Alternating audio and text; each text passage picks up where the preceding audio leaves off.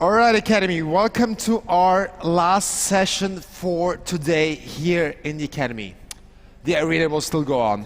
So it's interesting because we just heard about how to build a global business, how to enter new markets.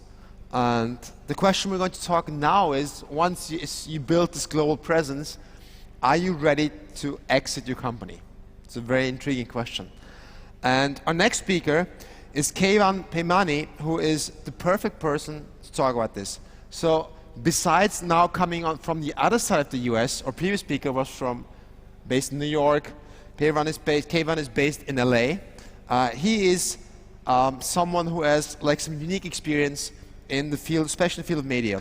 He's currently a partner with Touchdown Ventures, which has a unique approach because what they do is they partner up with leading corporates to help establish and manage their own VC platforms.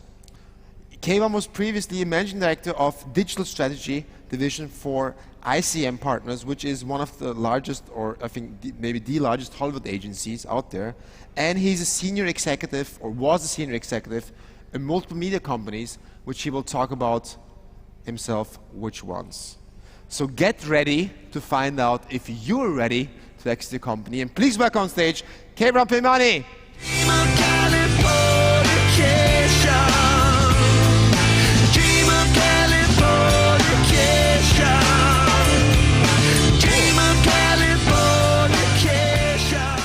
So thank you so much for allowing me to be on stage with you guys today. I have the distinct honor of kind of trying to tie a beautiful bow around everything you've heard about today. So for those of you who've been here for the past couple hours, you've heard about how to convince a VC to give you money. You've obviously heard about what it takes to be a co-founder with somebody else. You've heard about how you establish your office and make it the best kind of environment for your workers. And Mick just walked you through a really great framework for thinking about how you scale. So what I'm going to talk about a little bit is what, for most of you in your dreams, is the end game. But I'm going to talk about it from a pretty broad perspective. So I think it's probably useful to talk a little bit about why I'm up here. So as you heard, I am a partner at this firm, Touchdown Ventures. I have the distinct honor of working with some of the biggest corporations in the world and helping them think about how they approach venture, how they approach strategic alignment, how they approach business development. But before that, I was on the other side of the table. So I actually started my career with a company that I founded. I lived a lot of the same kinds of problems that you entrepreneurs in the room have faced. I went from there to the big corporate side of media at Walt Disney, at Warner Brothers, and at Netflix, and was part of acquisitions teams that bought companies into those firms, and thinking about how do you think about this whole framework of a startup and how it relates to big companies. So I'm incredibly excited to talk about this. So let's dive into this. The one thing I want to stress is exits are a long road. And it's not something that generally happens overnight, despite some of the press that you may have heard in recent years. This is something that you really need to start thinking about. But there's a truism in startups, which is if you're thinking too much about the exit, you won't. Right? You need to be focused on building your company. But there's a corollary to that truism, which is if you haven't thought about the exit at all, it's going to be a really negative process for you. So there are a couple things I'm not going to talk about today. I'm not going to talk much about IPOs. And the reason I'm not going to talk about IPOs is there's a pretty established thing around IPOs. You have to have traction, you have to have predictability of revenues, you have to have stability of growth, you have to be comfortable with telling people what's going to happen and then delivering on that promise quarter in, quarter out.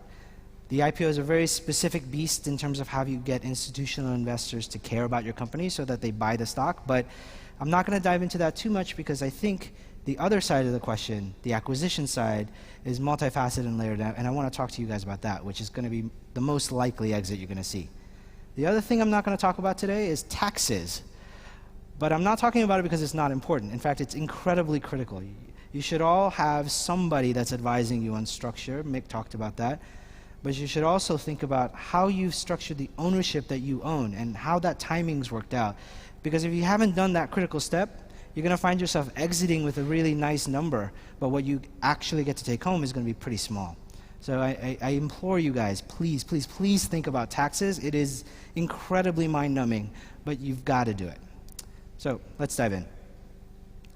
When's the best time to get purchased, to get acquired? It's when you don't want to be. It's when you don't have to be. Right? It's true that the best moment for an acquisition conversation is that moment when you don't really need it.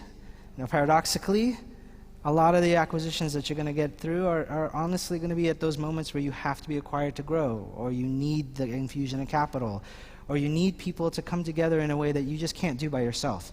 But this truism, the best time to get bought is when you don't need to be, is something you guys should think about. How do you prepare for that? So how do you prepare for that? Right? You want an influx of options coming into you.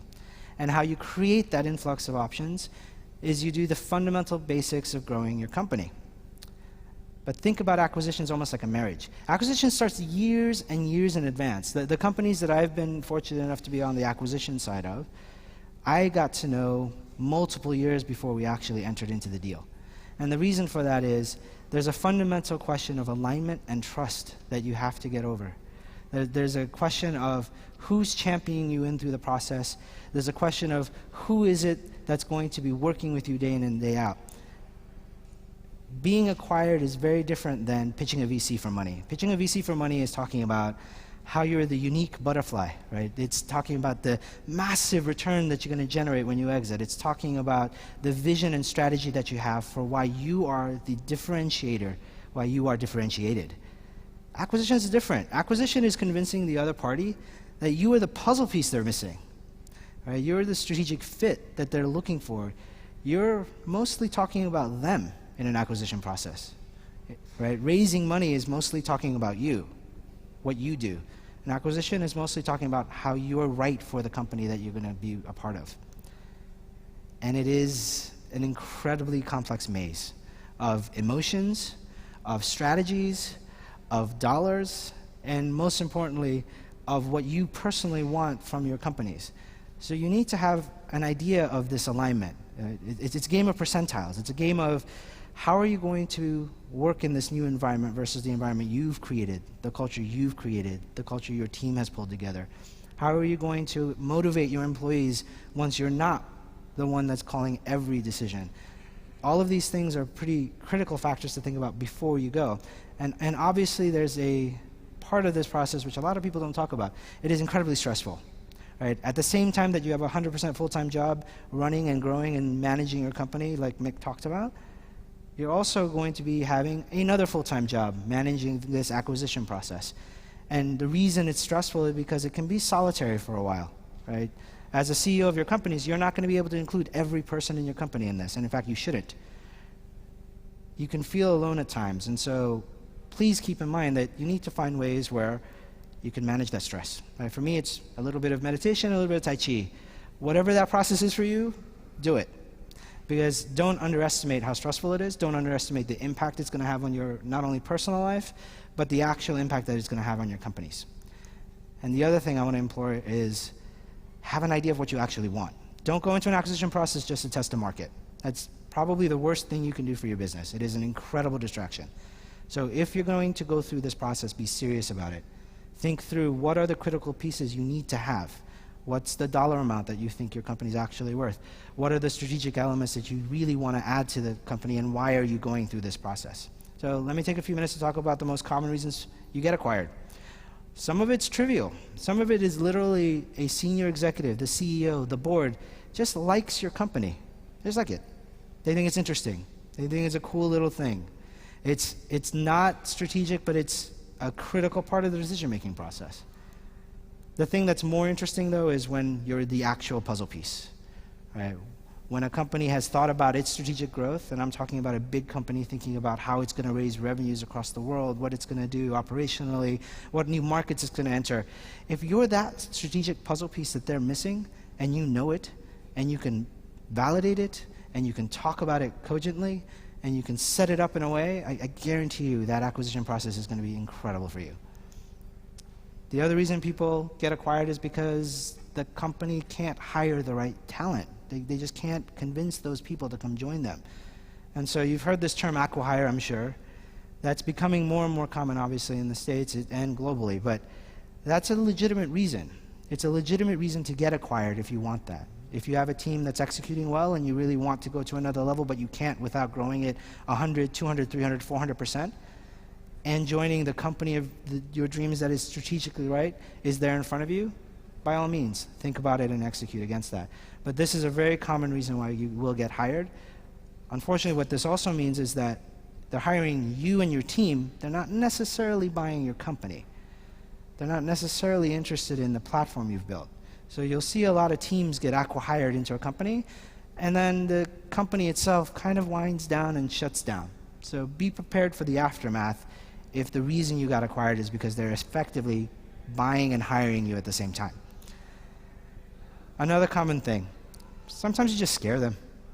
Right? They see what you're doing.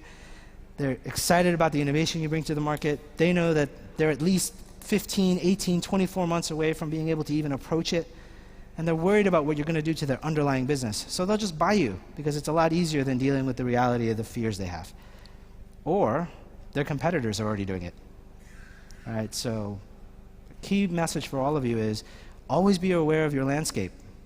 Think about what's happening with the big players that you're trying to disrupt.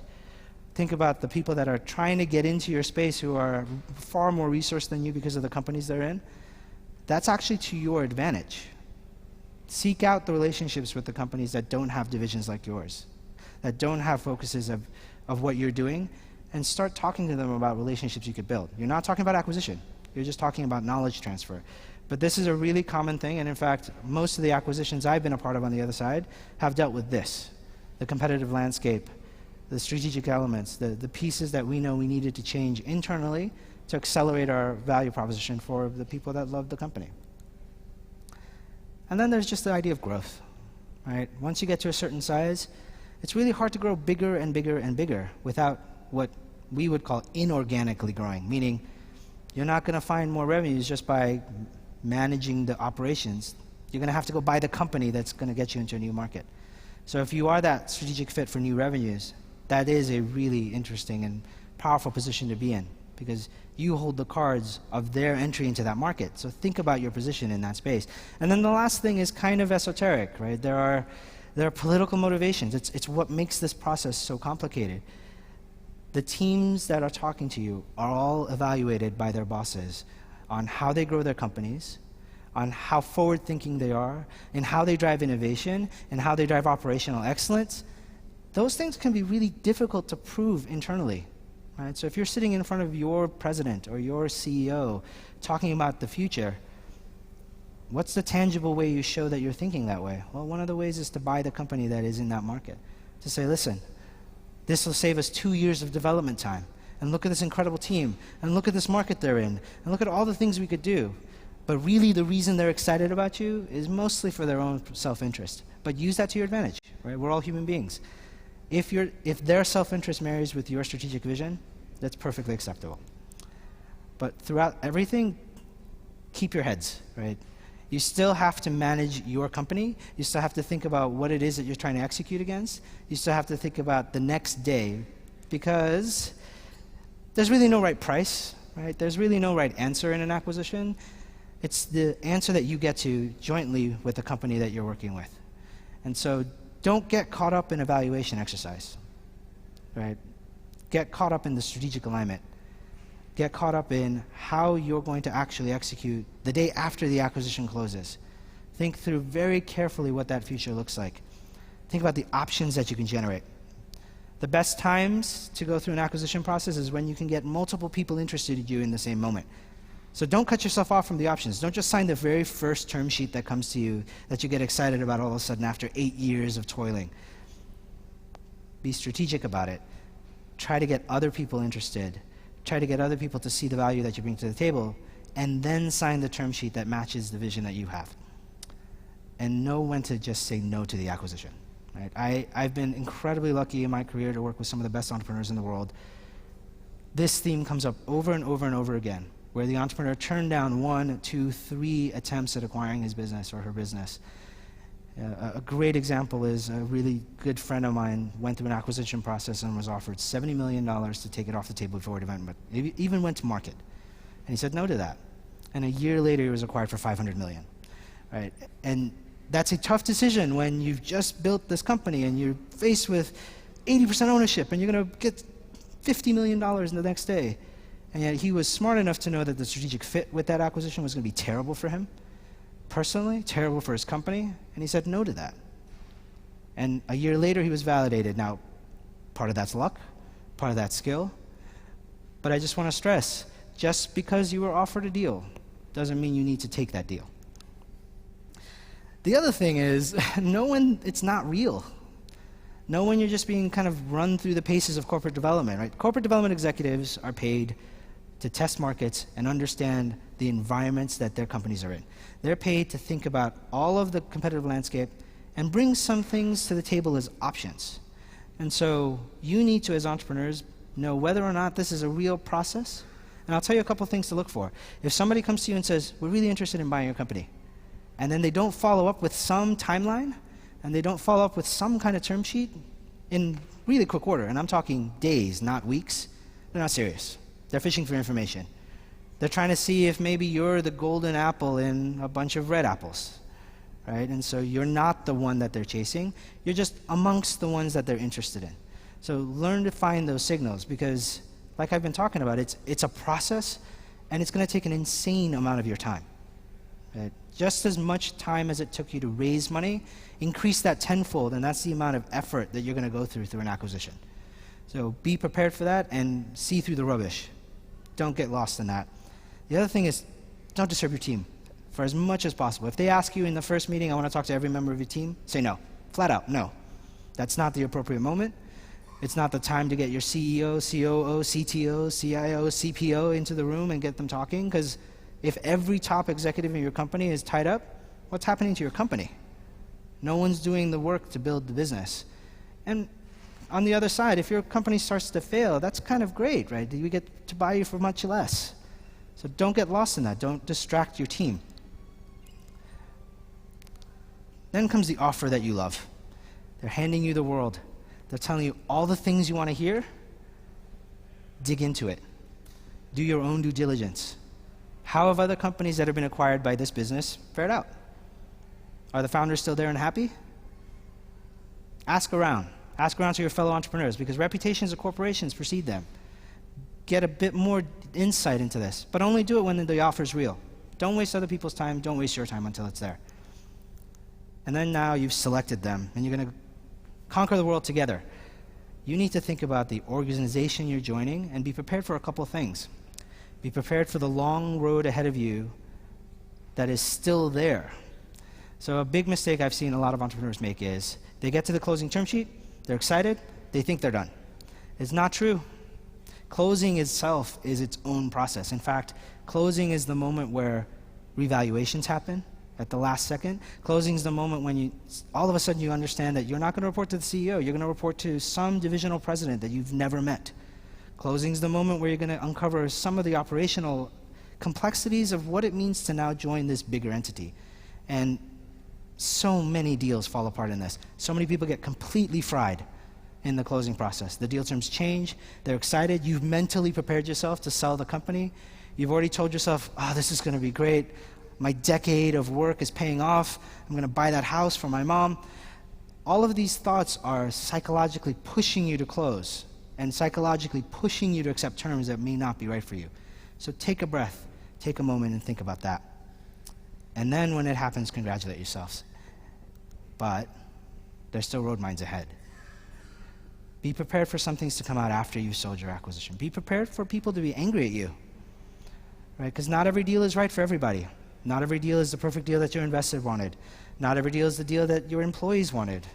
Be prepared for the weird dynamics that happen when all of a sudden the shares are worth money. And all of a sudden the person that was completely fine with 1% of the company comes to you screaming at you for why they don't have 1.5% for all the effort they've done. So manage the people, manage your teams, manage the process with the human element in mind, with the heart in mind. Be prepared to be an employee. This is a hard thing, right? Especially if you're the CEO and the founder of your company and you've been running it for a lot of years and you've set the direction and the vision and the goal and everything that is built around the company is around you. The next day, you're going to be reporting to somebody. And that somebody has a boss, and that somebody's boss may be the board or maybe the general public, but you're not going to be the final arbiter of the decisions of your company. And that's a monumental shift. It's also a monumental shift for your employees if you're the CEO. The employees are used to thinking of you as the last word. There was no way around you. You were it. The next day after an acquisition, you're not. Your boss can outvote you. The board might be able to outvote you. And that dynamic, you as an entrepreneur have to be prepared for. It's very different, and it's actually part of the reason why entrepreneurs don't tend to stick around after a while. They're not prepared for this reality of being part of a machine as opposed to being the boss of what they do in their destiny. The other thing to think about is you're not in a vacuum anymore. The strategy that was right for your company to grow to the stage where you were the jewel that they wanted to buy may not be the strategy that that corporation actually needs to grow tenfold or fivefold or whatever it is that they're hoping to do because of you. And so you need to be aware of where you're going to fit in this big puzzle piece. All of these things are things you want to think about before you've closed the deal. Then there's the soft personal side. You're going to lose a little bit of your identity. Right? Today, if you're the CEO, you're used to saying, I am the CEO of this company that I birthed into existence. Tomorrow, you're going to be an employee of a bigger company that you sold your company to. And for a lot of people, that identity shift is a really difficult thing. You're gonna lose a little bit of what defined you, that differentiated you from people. You're gonna lose a little bit of the thing that made you, at least in your own mind perhaps, special. So be prepared for the psychological impact of having sold. Be prepared for this too. Just because you've sold it and you've succeeded and there's money in the bank and you have all the options available to you in the world, that can actually be really crippling. I've had really dear friends who months after they've sold their acquisition and they've traveled the world and they've done all the things that they were hoping to be able to do, and they get home and then they suddenly realize there's nothing to do now. There's not a next thing to do the next day. There's not a team meeting. There's not a company to take on. That can be kind of strange if you're a type A entrepreneur. Be prepared for this. The blue ocean is amazing, but it's also incredibly daunting. And when you finally get to that point, which most of you entrepreneurs who exit will get to, where you want to do the next thing, don't underestimate how hard it is to do the next thing again. Right? The reason you were successful as an entrepreneur is because you worked incredibly hard. That reality didn't change. You may be a little richer, but it's still just as hard to start a company, convince a team to join you, to not get paid, to take stock, all the things that you went through to get to the stage that made you successful as an entrepreneur, you're going to have to do again.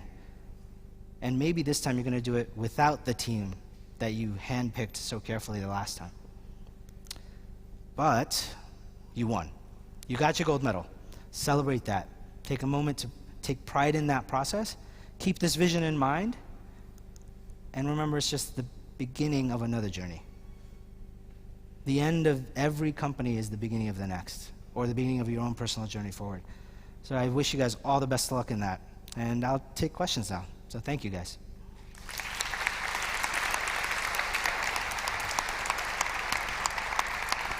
You want this? Thank you, Keyvan. Thanks a lot. Thank you. Okay, people, we are not finished yet. We still have some time for questions, and I'm sure there are some interesting ones. Can we have the Slido, please?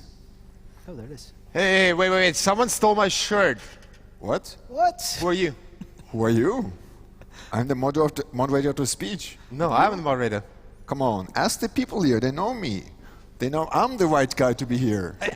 Does this guy look anything like the moderator of the Academy? No way, right? Hey, seriously? You can look at the pictures of the speakers. That guy's exactly me.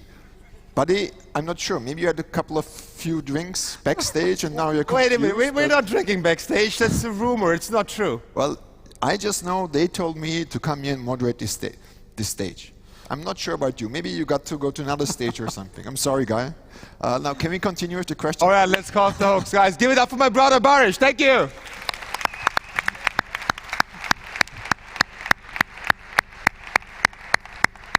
Yeah, it's something we always want to do, and I'm sorry to crash your session. No, it's fine. I actually have a good friend who's shared jobs for a year. Really? Yeah. Literally didn't know. The employer didn't know that they were two different people. You see, that's why the people always think I have so much energy. Like, you know, I just... That's good. That's perfect. When you're tired, just send your brother. Exactly.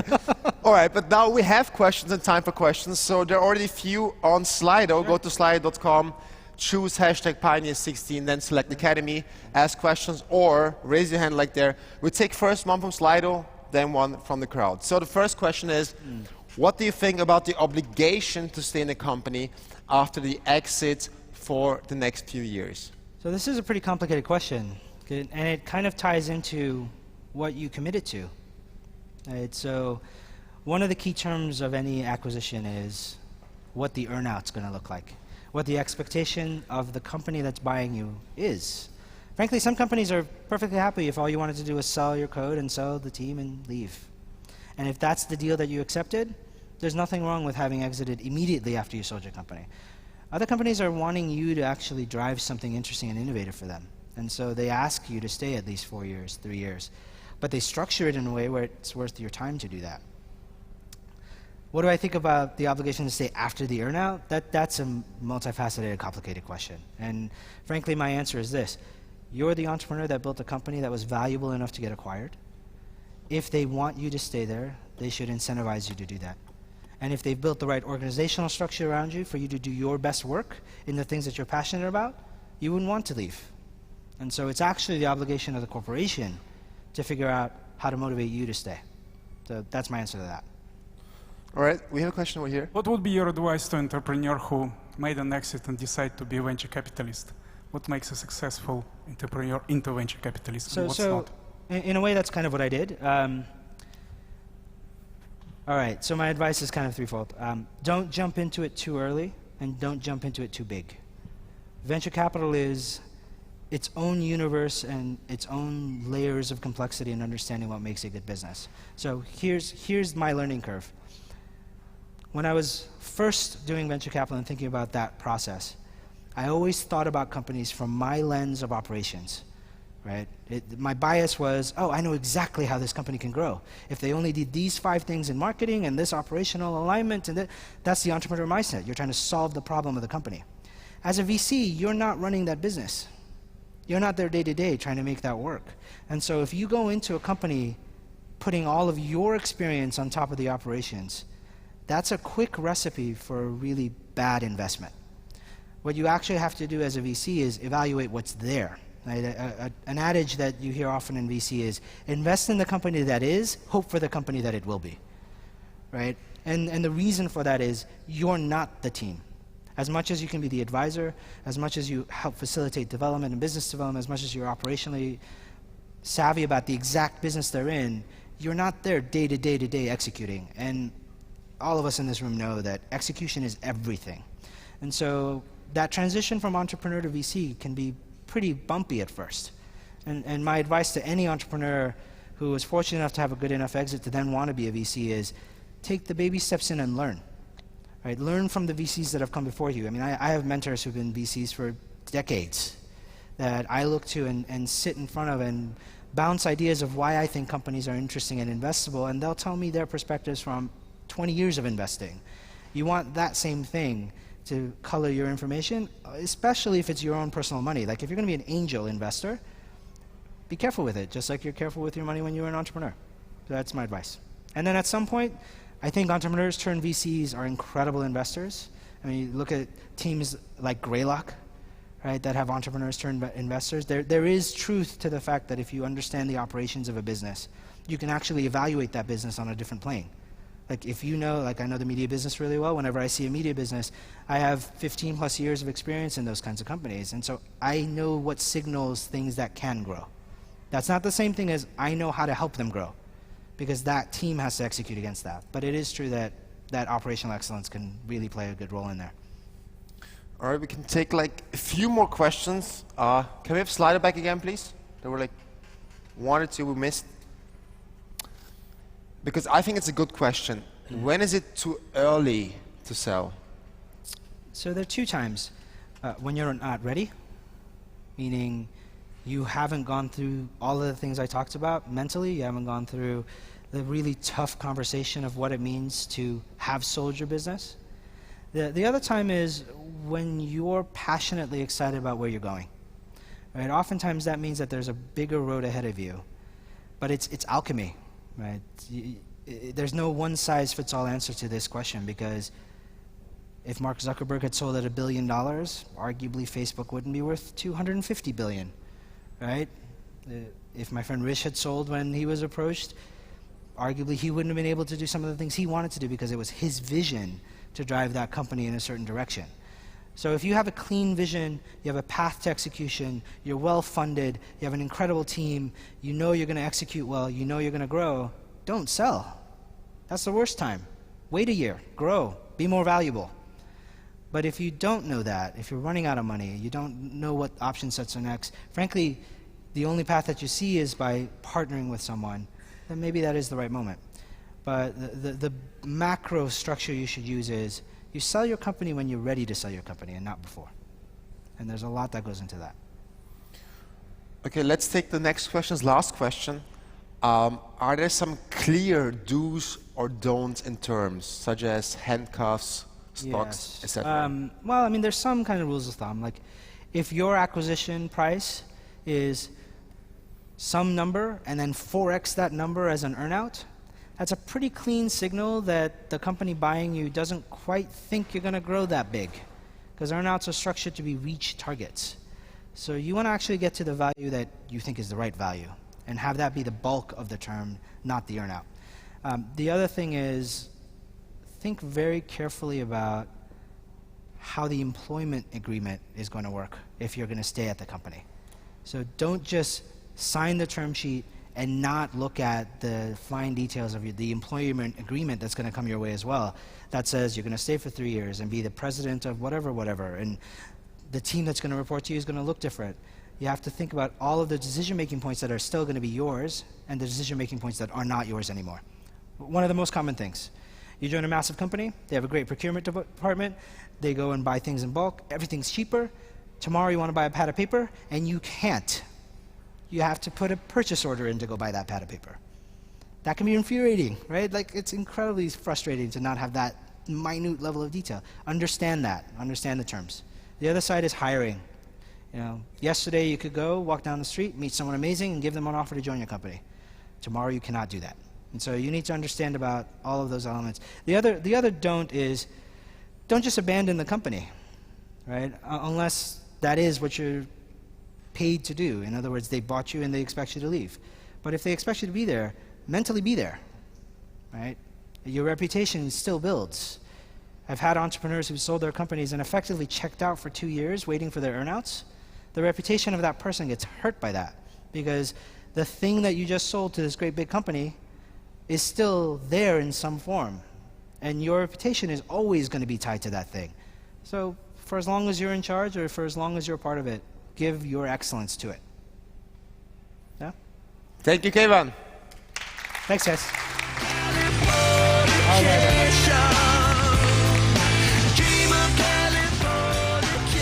All right, so before you all rush out the room, 2 announcements. So this was the end of the Academy stage, but the show is going on in the arena.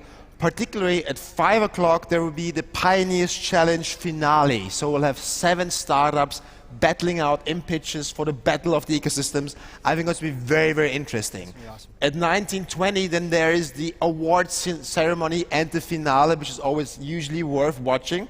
So make sure you don't miss that. And of course, don't miss the after party starting right after Pioneers, starting at 8 o'clock at Säulenhalle. Look up the details on the website. It would be a pleasure to see everyone there.